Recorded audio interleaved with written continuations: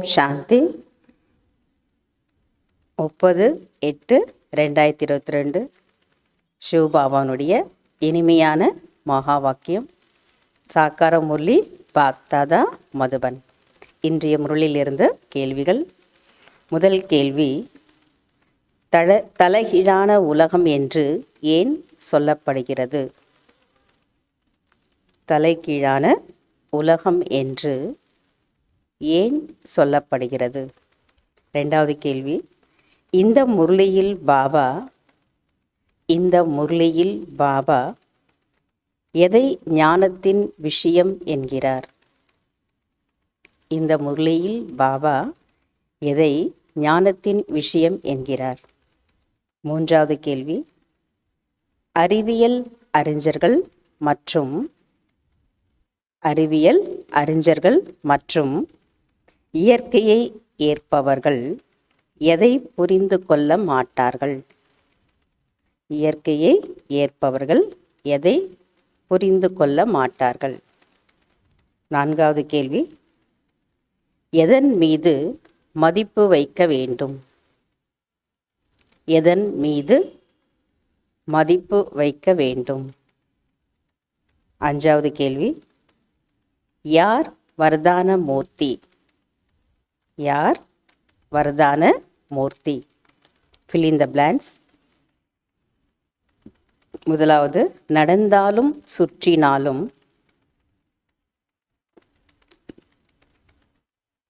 அதாவது போகும்போதும் வரும்போதும் டேஷ் மற்றும் டேஷ் புத்தியில் இருக்க வேண்டும். போகும்போதும் வரும்போதும் டேஷ் மற்றும் டேஷ் புத்தியில் இருக்க வேண்டும். இரண்டாவது, சேவை செய்யக்கூடியவர்கள்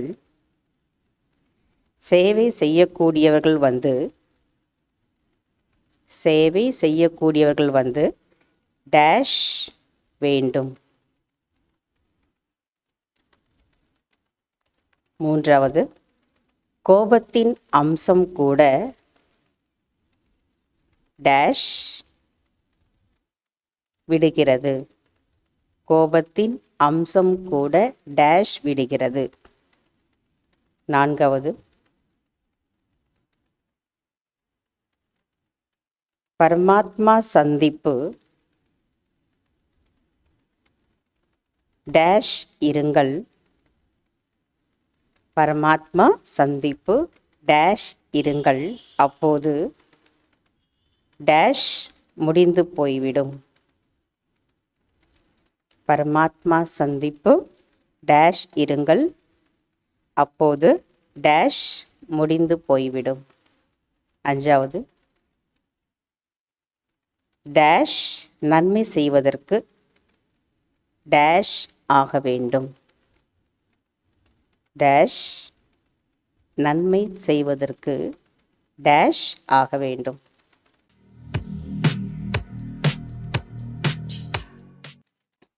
கேள்விகளுக்கு பதில் கிடைச்சிருக்கும். முதல் கேள்வி, தலைகீழான உலகம் என்று ஏன் சொல்லப்படுகிறது?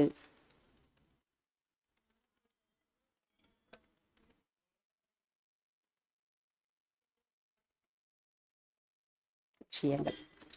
பாபா என்ன பதில் சொல்கிறாருன்னா, ஞானத்தை பற்றி, தேவதைகளை பற்றி மற்றும் பரமாத்மாவை பற்றி பாடுவதெல்லாம் தலைகீழாக தான் என்ன பண்ணுறாங்க, பாடுறாங்க.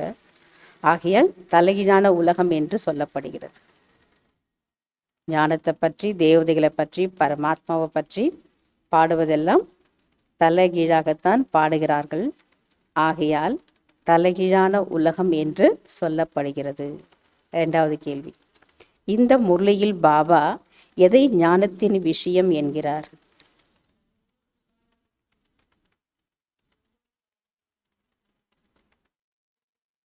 செக் பண்ணுங்க. பாபா சொல்றார், உங்களின் புத்தியில் முழு சக்கரம் இருக்கிறதா. ஆகையால் உங்களுடைய புத்தியில் முழு சக்கரம் இருக்கிறது. ஆகையால் சொல்லப்படுகிறது சுயதர்ஷன சக்கரதாரி. ஆகையால் சுயதர்ஷன சக்கரத்தை நீங்கள் என்ன பண்ணிகிட்டே இருக்கணும், சுற்றி கொண்டீர்கள். சுட்டி கொண்டே இருந்தீர்கள் என்றால் உங்களுடைய பாவ கர்மங்கள் அல்லது விக்கர்மங்கள் அழியும். இது ஞானத்தின் விஷயமாகும்.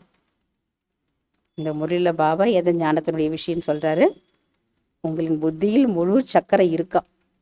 எப்படி பாபா எல்லாம் அறிந்தவரோ அதை போல் நீங்களும் எல்லாத்தையும் தெரிஞ்சுக்கிட்டீங்க. அதனால் உங்களுடைய புத்தியில் முழு சக்கரம் இருக்குது.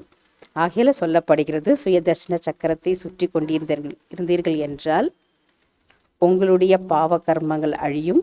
இதுதான் ஞானத்தின் விஷயமாகும். 3வது கேள்வி. அறிவியல் அறிஞர்கள் மற்றும் இயற்கையை ஏற்பவர்கள் எதை புரிந்து கொள்ள மாட்டார்கள்? ஆத்மாக்களாகிய நாம் எங்கிருந்து வந்தோமோ அது சாந்திதாமம் என்பதை அவர்கள் புரிந்து கொள்ள மாட்டார்கள். ஆத்மாக்களாகிய நாம் எங்கிருந்து வந்தோமோ அது சாந்திதாமம் என்பதை அவர்கள் புரிந்து கொள்ள மாட்டார். 4வது கேள்வி. எதன் மீது மதிப்பு வைக்க வேண்டும்? தந்தையின் மீதும் படிப்பின் மீதும் மதிப்பு வைக்க வேண்டும். 5வது கேள்வி. யார் வர்தான மூர்த்தி?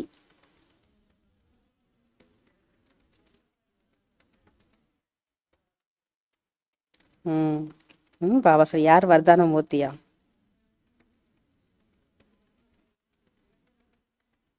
மற்ற விஷயங்களுக்கு வசப்பட்டு இருக்கும் ஆத்மாக்களுக்கு அந்த இரக்கத்தின் குளிர்ந்த தண்ணீர் மூலமாக வரதானத்தை அளிக்கக்கூடியவர்கள்தான் வர்தானி மூர்த்தி ஆவார்கள். fill in the blanks. நடந்தாலும் சுற்றினாலும் டேஷ் மற்றும் டேஷ் புத்தியில் இருக்க வேண்டும். அதாவது போகும்போதும் வரும்போதும், நடந்தாலும் சுற்றுறன்னு அர்த்தம், போகும்போதும் வரும்போதும் சாந்திதாமம் மற்றும் சுகதாமம் புத்தியில் இருக்க வேண்டும். இன்னைக்கு எத்தனை முறை போகிறீங்க வரீங்க, அப்போ இருக்கான்னு பார்த்துக்கணும் சாந்திதாமமும் சுகதாமம். 2வது, சேவை செய்யக்கூடியவர்கள் டேஷ் வேண்டும். சேவை செய்யக்கூடியவர்கள் எப்படி இருக்கணும்ட்டார் பாபா? புத்துணர்ச்சி அடைய வேண்டும். 3வது, கோபத்தின் அம்சம் கூட டேஷ் விடுகிறது. கோபத்தின் அம்சம் கூட மிகவும் நஷ்டத்தை ஏற்படுத்தி விடுகிறது. கொஞ்சம் நஞ்சம் இல்லையா, நிறையவே. 4வது, பரமாத்மா சந்திப்பு டேஷ் இருங்கள், அப்போது டேஷ் முடிந்து போய்விடும். பரமாத்மாவின் சந்திப்பு திருவிழாவின், அதாவது ஆனந்தத்தில் இருங்கள், அப்பொழுது மாயையின் பிரச்சனைகள் முடிந்து போய்விடும். 5வது, டேஷ் நன்மை செய்வதற்கு டேஷ் ஆக வேண்டும். நிறைய பேருக்கு நன்மை செய்வதற்கு நிமித்தமாக ஆக வேண்டும். அச்சா. ஓம் சாந்தி. தேங்க்யூ பாபா.